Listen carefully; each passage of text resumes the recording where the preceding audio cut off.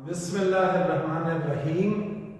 हमारा आज का लेक्चर है एप्लीकेशंस ऑफ केसी। केसी की मदद से हम क्या कर सकते हैं? तो केसी का पहला एप्लीकेशन है prediction of direction of a reaction. एक रिएक्शन किस डायरेक्शन में जा रहा है, फॉरवर्ड में, बैकवर्ड में या रिएक्शन इक्विलिब्रियम में है, ये हम केसी की मदद से मालूम कर सकते हैं। बशर्ते हमें एक रिएक्शन की केसी वैल्यू नोन हो, रिएक्टेंट और प्रोडक्ट का मोलर कंसंट्रेशन नोन हो। ये तीन चीजें अगर हमें नोन हो, कौन कौन सी? रिएक्शन की केसी वैल्यू, रिएक्टेंट का मोलर कंसंट्रेशन, प्रोडक्ट का मोलर कंसंट्रेशन, तो हम बता सकते हैं कि एक रिएक्शन फॉरवर्ड डायरेक्शन में जा रहा है या बैकवर्ड में जा रहा है या रिएक्शन इक्विलिब्रियम में है। हमें ये चीजें नोन हो, KC of reaction, molar concentration of reactant and molar concentration of product, ये हमें नोन हो तो हम रिएक्शन का डायरेक्शन बता सकते हैं। कैसे बताएंगे? हम मोलर कंसंट्रेशन ऑफ प्रोडक्ट और मोलर कंसंट्रेशन ऑफ रिएक्टेंट को यूज करके रिएक्शन के लिए अपनी केसी वैल्यू मालूम करेंगे। जो केसी वैल्यू हम मालूम करते हैं उसे कोशंट ऑफ रिएक्शन कहते हैं और क्यूसी से रिप्रेजेंट किया जाता है।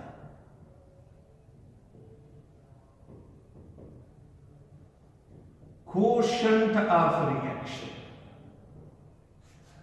इन दोनों को यूज करके हम रिएक्शन के लिए अपनी केसी वैल्यू मालूम करेंगे।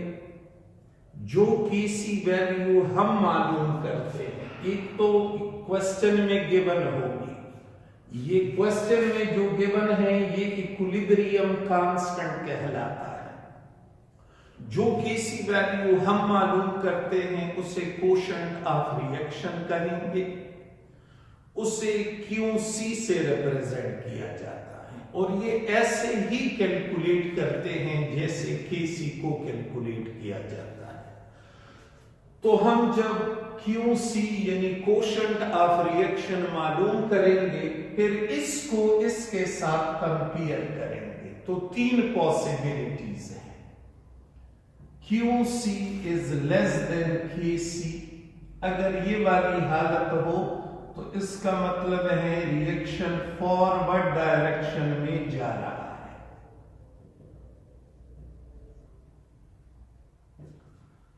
क्यूसी इज ग्रेटर देन केसी, इसका मतलब है रिएक्शन बैकवर्ड डायरेक्शन में जा रहा है।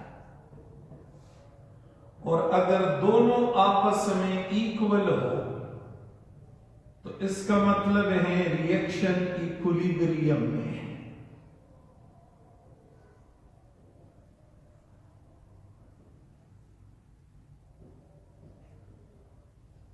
अब मैं एक क्वेश्चन लिखता हूं तो इससे आपको ये चीज क्लियर हो जाएगी। Consider a question, N2 plus 3H2 give 2NH3, 400 degree centigrade पे इस रिएक्शन की केसी वैल्यू है 9। अगर मैं मेरे पास 1 मोल पर लीटर नाइट्रोजन हो, 3 मोल पर लीटर हाइड्रोजन हो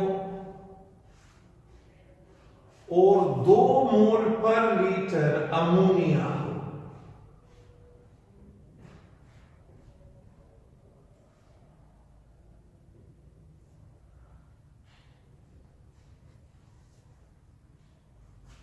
और इसे मैं मिक्स कर दूं इसी टेम्परेचर पे, तो ये रिएक्शन किस डायरेक्शन में जाएगा?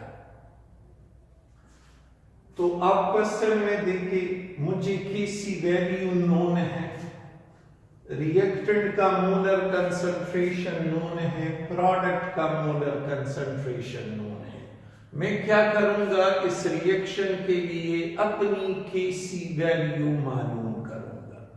जो Kc वैल्यू मैं मालूम करता हूं उसे क्या करूंगा, कोशेंट ऑफ रिएक्शन, और किस चीज से रिप्रेजेंट करूंगा, QC से। तो QC is equal to molar concentration of product divided by molar concentration of reactant। इसमें वैल्यूज पुट करें। अमोनिया 2 मोल पर लीटर, तो 2 और इसका स्क्वायर। नाइट्रोजन 1 मोल पर लीटर, हाइड्रोजन 3 मोल पर लीटर, तो 3 पावर 3। इससे आ जाएगा 4 और इससे आ जाएगा 27। 3 into 3 into 3।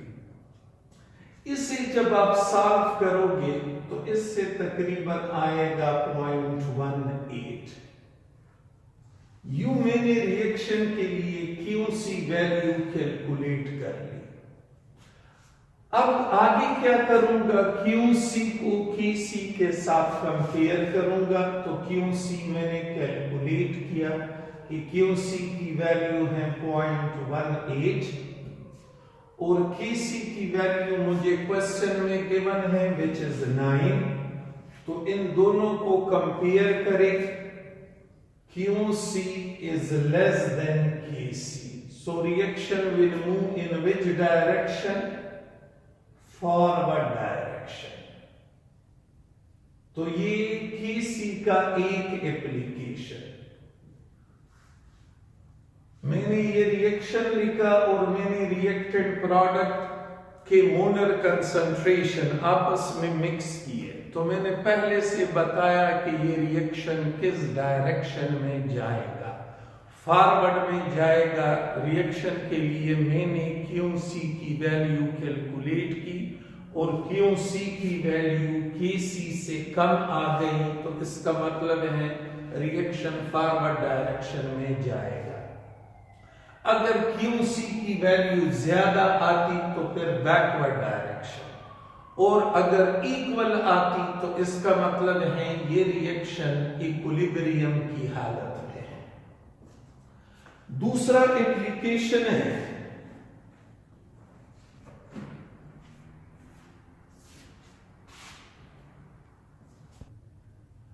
Kc का दूसरा एप्लीकेशन है extent of a chemical reaction. Extent of a chemical reaction का मतलब है एक रिएक्शन कितना दूर जाके इक्विलिब्रियम की हालत में आएगा। ये सपोज मैं रिएक्टेंट हूं यहां पे और यहां पे जाके प्रोडक्ट बना। तो यहां पे मैं रिएक्टेंट हूं, आया मैं जब एक कदम उठाऊंगा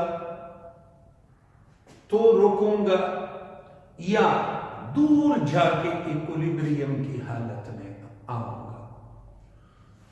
यानी एक रिएक्शन कितने परसेंट कंप्लीशन के बाद इक्विलिब्रियम की हालत में आ सकता है। This is called extent of a chemical reaction. 1% completion के बाद, 10% कंप्लीशन के बाद, 99% कंप्लीशन के बाद कब एक रिएक्शन इक्विलिब्रियम की हालत में आएगा, इसे कहते हैं extent of a chemical reaction. तो ये हम Kc की वैल्यू से बता सकते हैं। Kc की 3 पॉसिबल वैल्यूज हैं। कौन कौन सी? Kc is much greater than 1। अगर Kc की वैल्यू 1 से बहुत ज्यादा हो, बहुत ज्यादा मीन्स 10 पावर 15 और 10 पावर 20 और 10 पावर 30, Kc की वैल्यू अगर 1 से बहुत ज्यादा कम हो, जैसे 10 पावर -15, 10 पावर -20, 10 पावर -30, तो ये 1 से बहुत ज्यादा कम है। और तीसरी वैल्यू, अगर Kc की वैल्यू अप्रॉक्सीमेटली 1 के इक्वल हो, तो इन दोनों में से एक याद रखें, दूसरा इसका उलट होगा। इसे याद करें, इसको, इस दूसरे केस के लिए, इसके लिए जो कुछ आपने याद किया है उसे उलट करें। ओके, जब Kc की वैल्यू 1 से बहुत ज्यादा हो, तो इनसे हम ये मतलब निकालते हैं, फॉरवर्ड रिएक्शन बहुत तेज है और तकरीबन 99% कंप्लीट हो सकता है। तो Kc की वैल्यू जितनी बढ़ती जाएगी, मतलब ये होगा कि फॉरवर्ड रिएक्शन उतना फास्ट हो रहा है और जो परसेंटेज ऑफ कंप्लीशन है वो भी ज्यादा है।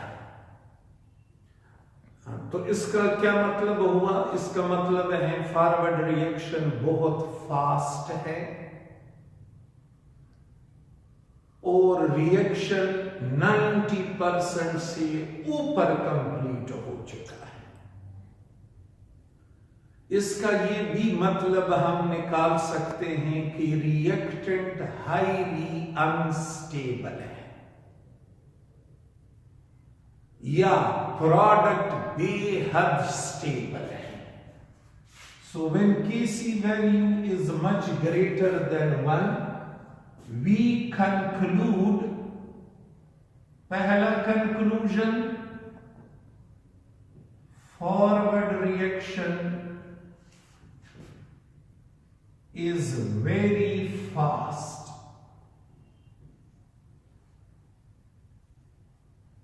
इसका हम ये मतलब भी निकाल लेते हैं, रिएक्टेंट्स आर अनस्टेबल।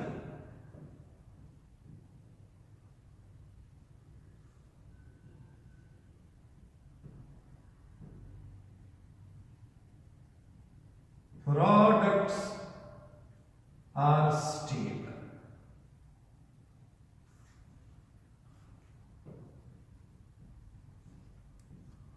ये अनस्टेबल है, तो ये इस हालत में रुकना नहीं चाहते। ये स्टेबल है तो ये रिएक्टेंट प्रोडक्ट में चेंज होना चाहते हैं और तेजी के साथ स्टेबल स्टेट में जाना चाहते हैं। तो ऐसे सूरत में रिएक्टेंट अनस्टेबल, प्रोडक्ट स्टेबल, और हम जानते हैं कि स्टेबल चीज इजीली बन सकती है। So forward reaction will be very fast. कब? जब Kc की वैल्यू 1 से बहुत ज्यादा हो। और जरा देखो,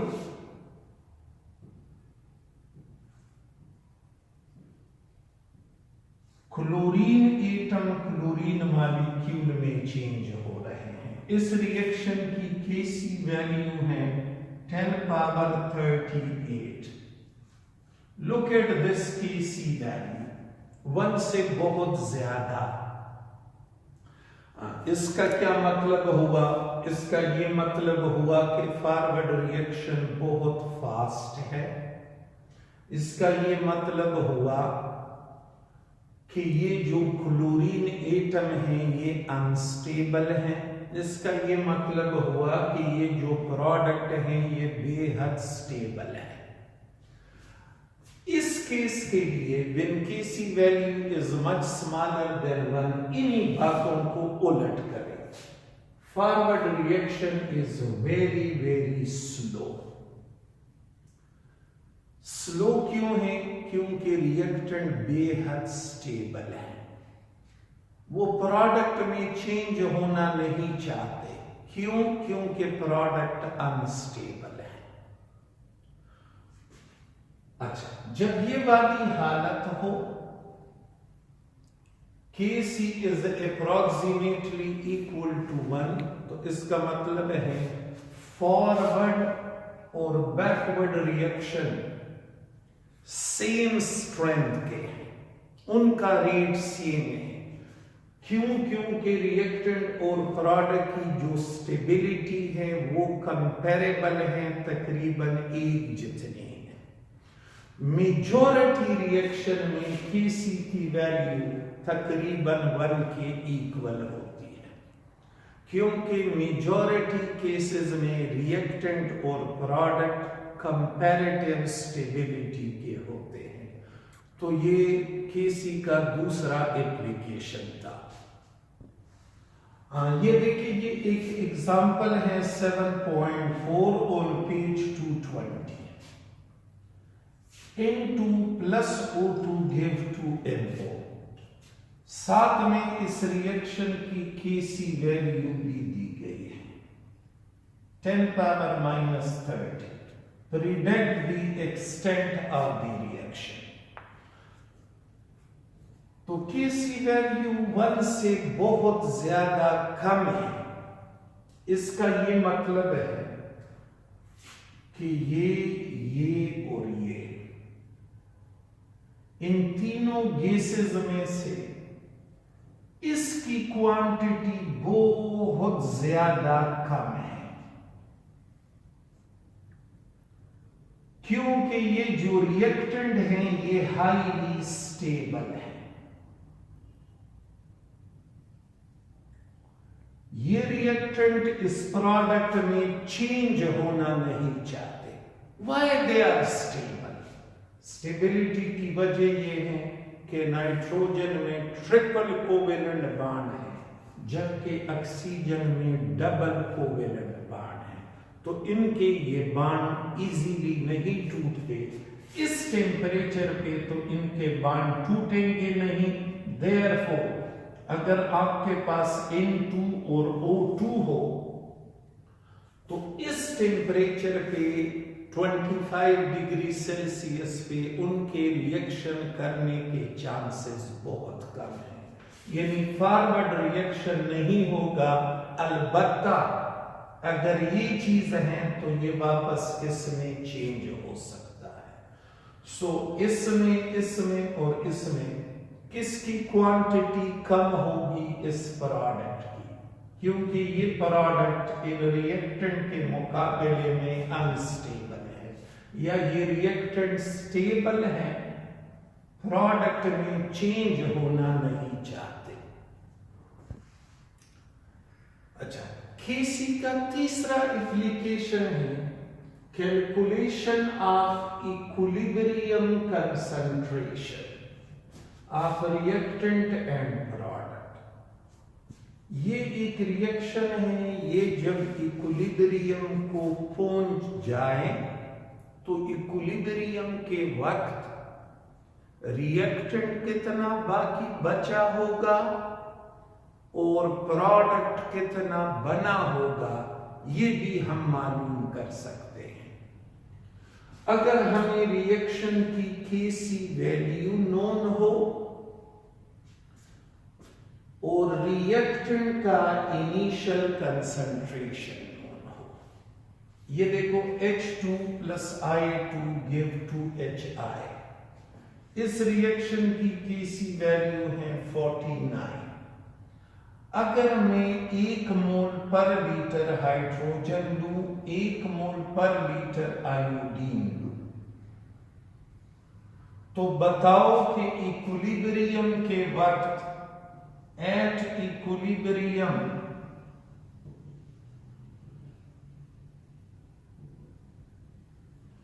ये कितना होगा, ये कितना होगा और ये कितना बना होगा।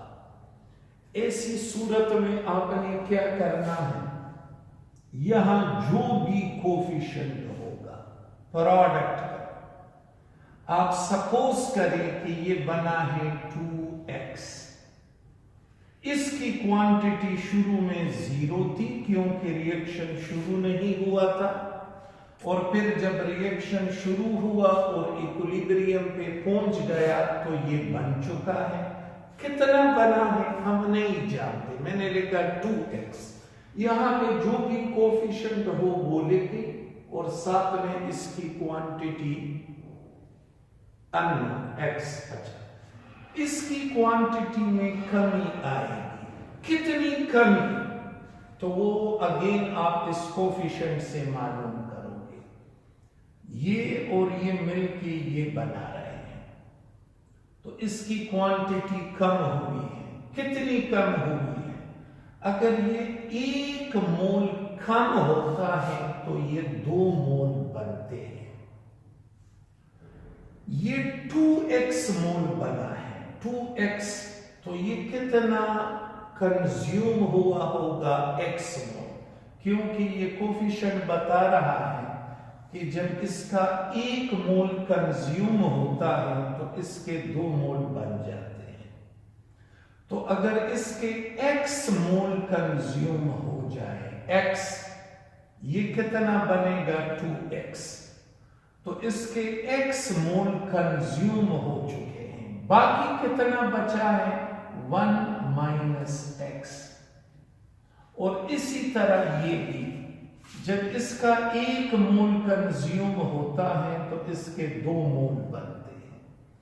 अगर इसके x मोल कंज्यूम हो जाए, x, तो ये कितना बनेगा 2x। मतलब ये हुआ कि इसके x मोल कंज्यूम हो चुके हैं, बाकी कितना बचा है ये, तो पहले एक 1 था, 1 में से x कंज्यूम हुआ, बाकी कितना बचा 1 माइनस x। अच्छा, अब हम जानते हैं Kc is equal to molar concentration of product divided by molar concentration of reactant.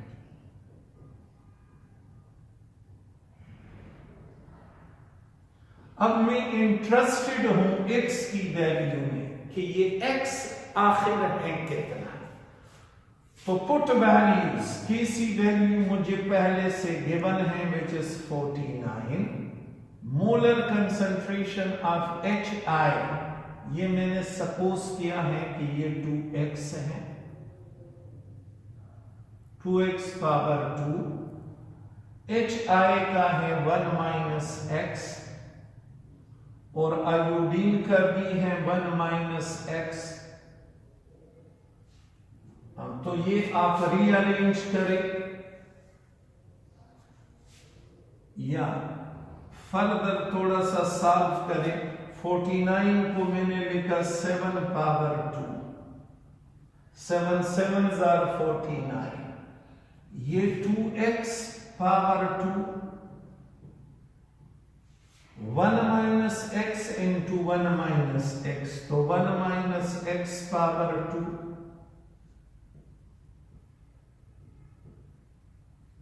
2x 1 minus x power 2। Square root लेने से ये स्क्वायर खत्म हो जाएंगे, तो ये 7 2x 1 माइनस x। रीअरेंज करें, ये आप इस साइड पे ले आए, 1 माइनस x 2x, ये मल्टीप्लाई करें 7 minus 7x equal to 2x, ये -7x दूसरे साइड पे लेके जाएं तो ये +7x बनेगा। तो 2x पहले से है और 7x ये, तो 9x। ये 9 इस साइड पे लेके आए, x will be equal to 9 divided by 7. Sorry, 7 divided by 9. अब 7 divided by 9 से क्या आता है?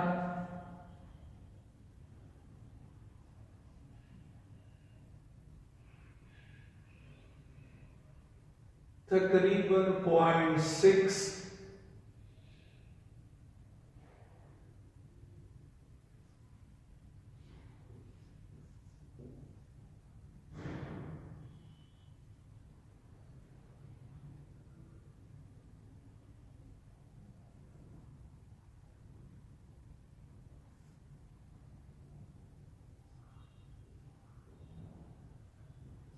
0.7। तो x की वैल्यू मैंने मालूम कर ली विच इज 0.7।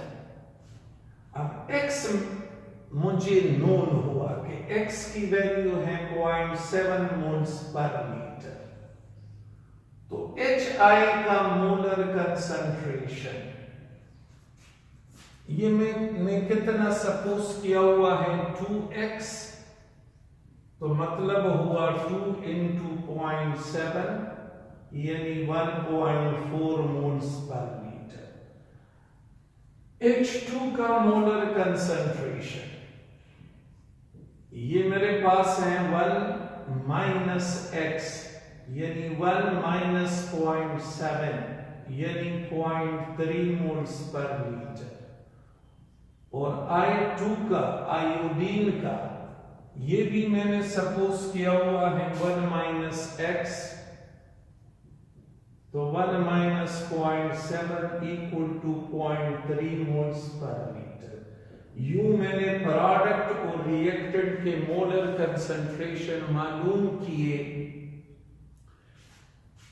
Kc की वैल्यू को यूज करके। तो ये Kc का तीसरा एप्लीकेशन था जो कि था calculation of equilibrium concentration of reactant and product from Kc value and initial concentration.